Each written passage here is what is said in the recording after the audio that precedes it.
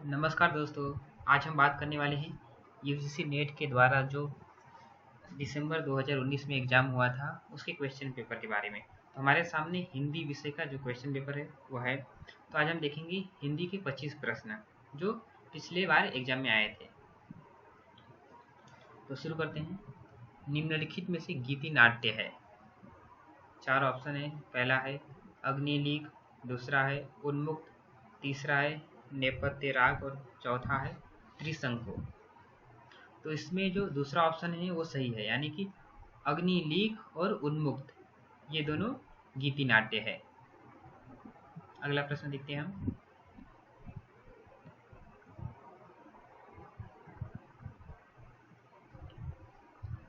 तो निम्नलिखित में से कौन सा उपन्यास ऐतिहासिक सांस्कृतिक उपन्यास नहीं है? तो पहला है बाण भट्ट की आत्मकथा, दूसरा है पुनर्नवा, तीसरा है टेढ़े मेढ़े रास्ते, चौथा है वैशाली की नगरवधु। तो इसमें जो टेढ़े मेढ़े रास्ते है यह ऐतिहासिक उपन्यास नहीं है। बाकी बाण भट्ट की आत्मकथा, पुनर्नवा और वैशाली की नगरवधु ये ऐतिहासिक सांस्कृतिक उपन्यास है। तो इसलिए 3 नंबर सही है। अगला देखते हैं हम। हिंदी में प्रचलित सिफारिश किस भाषा का शब्द है? ऑप्शन है हिंदी, फारसी, अरबी, तुर्की। तो इसमें जो पिछले बार एनटीए के द्वारा जो आंसर की जारी किया गया था उसमें फारसी और अरबी दोनों को उन्होंने सही दिया गया था उस आंसर की में, इसलिए फारसी और अरबी ये दोनों ही एनटीए के द्वारा सही दिया गया है। अब चौथा नंबर का प्रश्न है आवारा मसीहा किस साहित्यकार की औपन्यासिक जीवनी है? तो आवारा मसीहा ये शरतचंद्र की जीवनी है।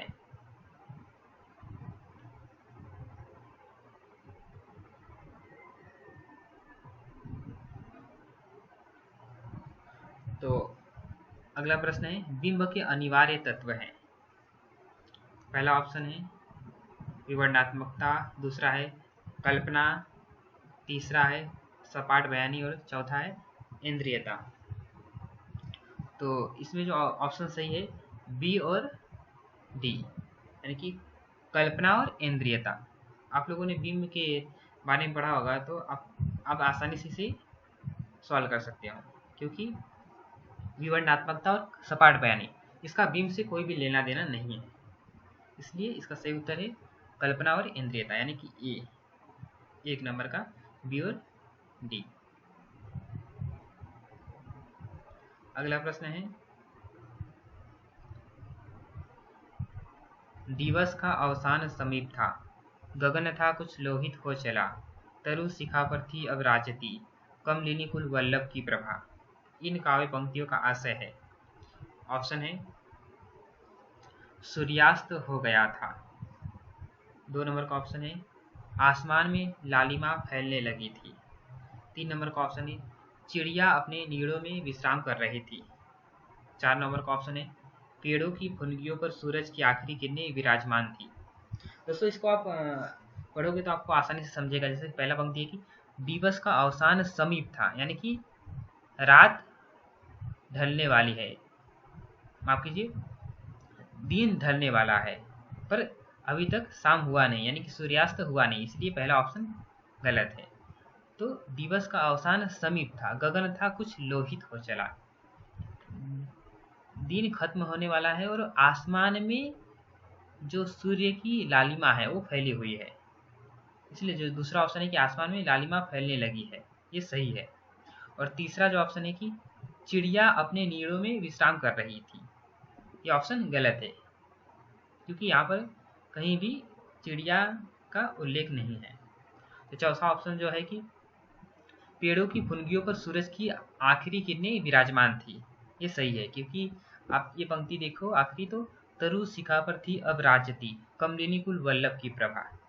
तरु शिखा यानी कि जो पेड़ की जो टहनियाँ है उसके ऊपर सूर्य की किरणें फैलती हुई या पड़ती हुई दिखाई देती है, तो इसलिए ऑप्शन 2 सही है, बी और डी, यानी कि आसमान में लालिमा फैलने लगी थी ये सही है, और पेड़ों की फुनगियों पर सूरज की आखिरी किरणें विराजमान थी। ये सही है।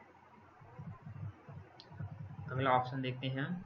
अगला प्रश्न है, अंधेरे में कविता से संबंधित कौन सी टिप्पणियां रामविलास शर्मा की है? तो 4 टिप्पणियां हैं रामविलास शर्मा की, उसमें से हमें देखना है कि 2 कौन सी सही है और 2 गलत है। तो पहला ऑप्शन है, अंधेरे में कविता की मूल समस्या यही है कि मध्य वर्ग का बुद्धिजीवी सर्वहारा वर्ग से तादात्म्य कैसे स्थापित करे। दूसरा ऑप्शन है, कवि मुक्ति बोध के लिए अस्मिता की खोज व्यक्ति की खोज से नहीं बल्कि अभिव्यक्ति की खोज है। तीसरा ऑप्शन है, मुक्ति बोध के काव्य संसार की पटभूमि असंदिग्ध रूप से ऐसी शासन व्यवस्था है जो निहायत चालाक होने के साथ ही बेहद यातयाई है। यहाँ पर थोड़ा इसके जो फॉन्ट है वो काफ़ी छोटे हुए हैं, तो इसलिए मैं पढ़ के सुना रहा हूँ, आप उस पर ध्यान दे सकते हैं, उसके माध्यम से आपको समझेगा।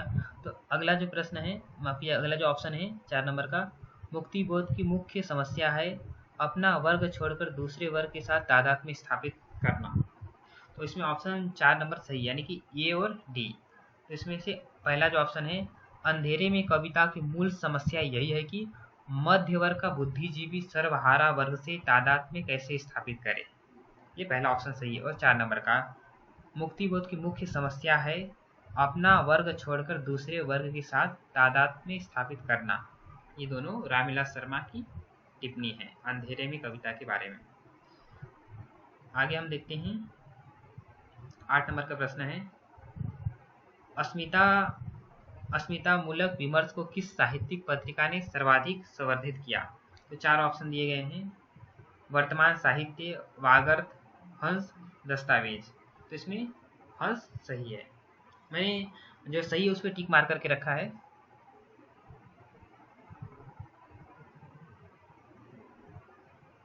तो अगला प्रश्न है, निम्नलिखित में से हिंदी की यात्रा वृत्तांत है। तो इसमें देखना है कि हमें कौन सा यात्रा वृत्तांत है। तो पहला है, याद हो कि न याद हो। दूसरा है, अरे यायावर रहेगा याद। तीसरा है, आखिरी चट्टान तक। और चौथा है, जिनकी याद हमेशा रहेगी। तो इसमें जो 4 नंबर का ऑप्शन सही है, यानी कि बी और सी, यानी कि अरे यायावर रहेगा याद, ये अज्ञेय यात्रा वृत्तांत है। आखिरी चट्टान तक, ये भी यात्रा वृत्तांत है। तो अगला प्रश्न है, देखते हैं हम, निम्नलिखित में से डायरी साहित्य है। तो हमें ये पहचानना कि डायरी साहित्य कौन सी है। तो पहला ऑप्शन है, प्रवास की डायरी, एक साहित्यिक की डायरी, दिल्ली मेरा परदेश, रिंजल, धंजल। तो इसमें जो ऑप्शन 4 है वो सही है, यानी कि ए और सी सही है, प्रवास की डायरी और दिल्ली मेरा परदेश। दोस्तों ये एक साहित्यिक की डायरी, ये भरे डायरी है, पर ये डायरी शैली में नहीं लिखा गया है, ये मुक्ति बोध की रचना है और ये डायरी शैली में नहीं लिखा गया है।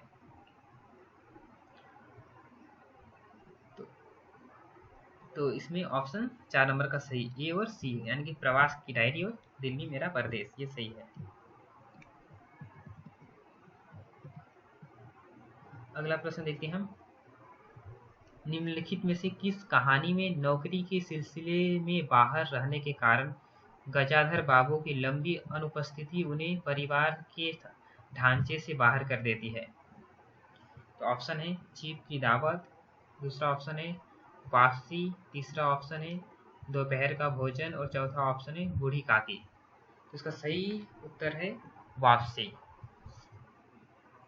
ये उषा प्रियवंदा की कहानी है, उसके पात्र है गजाधर बाबू, जो कि नौकरी के सिलसिले से काफ़ी समय बाहर रहते हैं घर से, और जब वापस घर में आते हैं तो उनका कोई कद्र नहीं करता, जिसके कारण उन्हें ऐसा अनुभव होता है कि वे घर में भले ही हैं पर अपने परिवार से दूर हो गए हैं। ये अच्छी कविता कहानी है उषा प्रियवंदा की, वापसी। तो अगला प्रश्न है, मैंने भावना में एक कल्पना का वर्णन किया है, मेरे लिए वह संबंध और संबंधों से बड़ा है, मैं वास्तव में अपनी भावना से प्रेम करती हूँ, जो पवित्र है, कोमल है, अनस्वर है। यह संवाद किस पात्र का किसके प्रति है? ऑप्शन है कालिदास का मल्लिका के प्रति, मल्लिका का स्वगत, तीसरा ऑप्शन है मल्लिका का अंबिका के प्रति, मल्लिका का कालिदास के प्रति। तो इसमें एनटी के द्वारा 3 नंबर का ऑप्शन सही किया गया है, यानी कि मल्लिका का अंबिका के प्रति। ये जो मोहन राकेश का नाटक है आषाढ़ का एक दिन, उसमें का एक संवाद है जो मल्लिका अंबिका से कहती है, पर ये कालिदास के बारे में कहती है। परंतु एनटी के द्वारा जो 3 नंबर का ऑप्शन है वही सही किया गया है, मल्लिका का अंबिका के प्रति, क्योंकि मल्लिका ने अंबिका से ये संवाद कहा है, परंतु ये बात कालिदास के बारे में हो रही है। अगला प्रश्न देखते हैं हम। प्रकाशन काल के अनुसार निम्नलिखित उपन्यासों का सही अनुक्रम है। तो इसमें प्रकाशन वर्ष के अनुसार सही अनुक्रम लगाना है, तो हम देखते हैं जो पहला ऑप्शन है वो सही है, परीक्षा गुरु, जो कि 1882 में प्रकाशित हुआ था, जिसे हिंदी का पहला मौलिक उपन्यास भी माना गया है। दूसरा जो है गोदान, ये 1936 में प्रकाशित हुआ था, ये प्रेमचंद का उपन्यास है। तीसरा है शेखर एक जीवनी, ये अज्ञे का उपन्यास है, जो कि 1941 में प्रकाशित हुआ था। और चौथा जो ऑप्शन है ये है भीष्म साहनी का तमस उपन्यास, जो कि 1973 में प्रकाशित हुआ था। तो पहला ऑप्शन परीक्षा गुरु 1882, दूसरा गोदान 1936, तीसरा शेखर एक जीवनी 1941 और चौथा तमस 1973, इसलिए एक ऑप्शन सही है। आगे देखते हैं हम। किस आचार्य ने शक्ति लोक व्यवहारादि से प्राप्त निपुणता तथा काव्यज्ञों की शिक्षा प्राप्त कर किया गया अभ्यास को काव्य का हेतु माना है?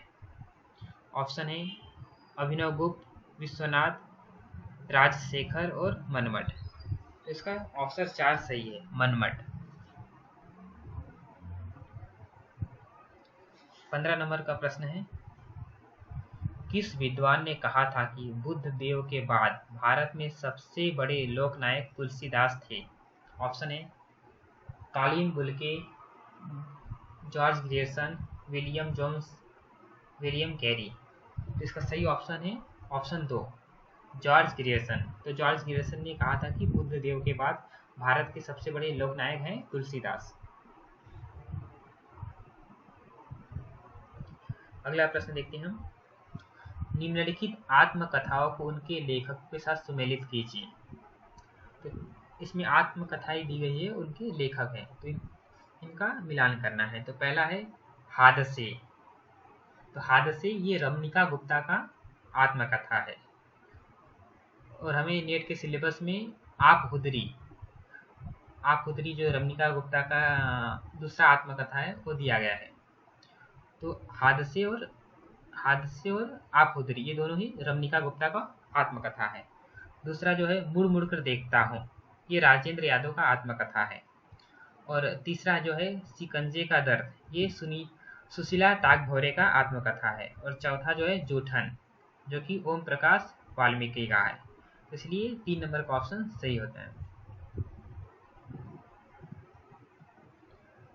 अगला प्रश्न देखते हैं। शब्द की जिस शक्ति से उसके सांकेतिक अर्थ का बोध हो, वह कौन सी शब्द शक्ति होती है? ऑप्शन है अभिधा, लक्षणा, व्यंजना और शुद्धा लक्षणा। तो शब्द की जिस शक्ति से उसके सांकेतिक अर्थ का बोध हो, वहां पर कौन सी शब्द शक्ति होती है? तो अभिधा। तो ये ऑप्शन 1 सही है।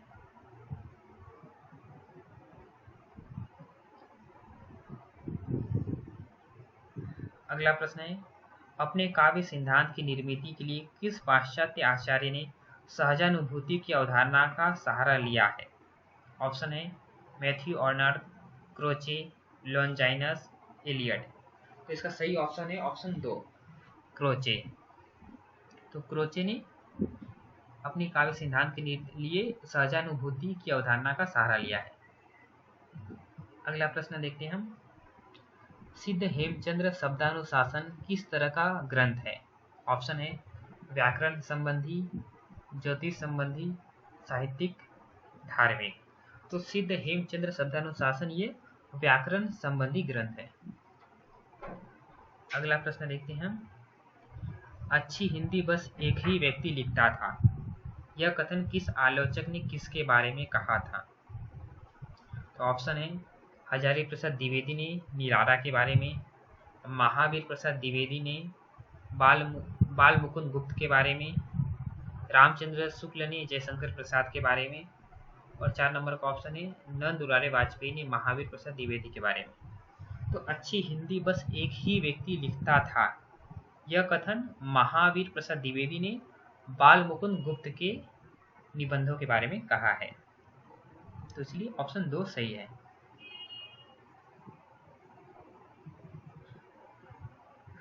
अगला जो प्रश्न है, अंधेर नगरी नाटक का अंतिम दृश्य है। ऑप्शन है आरण्य, जंगल, बाजार, शमशान। तो इसमें जो 4 नंबर का ऑप्शन है शमशान, ये सही है। क्योंकि आप लोग जानते होंगे कि अंधेर नगरी जो भारतेंदु हरिश्चंद्र का नाटक है, इसका जो अंतिम दृश्य है वो शमशान में खेला जाता है, यानी कि जो फांसी की घटना है ये इसका आखिरी दृश्य है।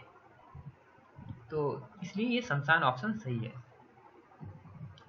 अगला प्रश्न है, राम तुम मानव हो, ईश्वर नहीं हो क्या? विश्व में रमे हुए नहीं, सभी कहीं हो क्या?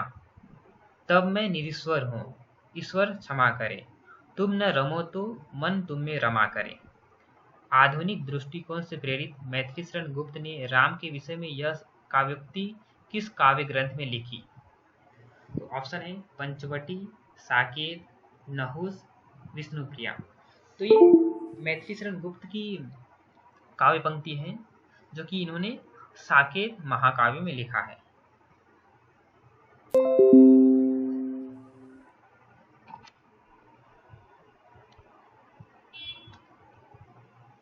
अगला प्रश्न देखते हैं हम। रामविलास शर्मा कृत महावीर प्रसाद द्विवेदी और हिंदी नवजागरण का प्रकाशन काल है। ऑप्शन है सन 1965, सन 1977, सन 1982, सन 1972। तो रामविलास शर्मा के द्वारा जो महावीर प्रसाद द्विवेदी और हिंदी नवजागरण का ये जो ग्रंथ लिखा गया है, इसका प्रकाशन काल है 1977। ऑप्शन 2 सही है इसमें। अगला प्रश्न देखते हैं हम।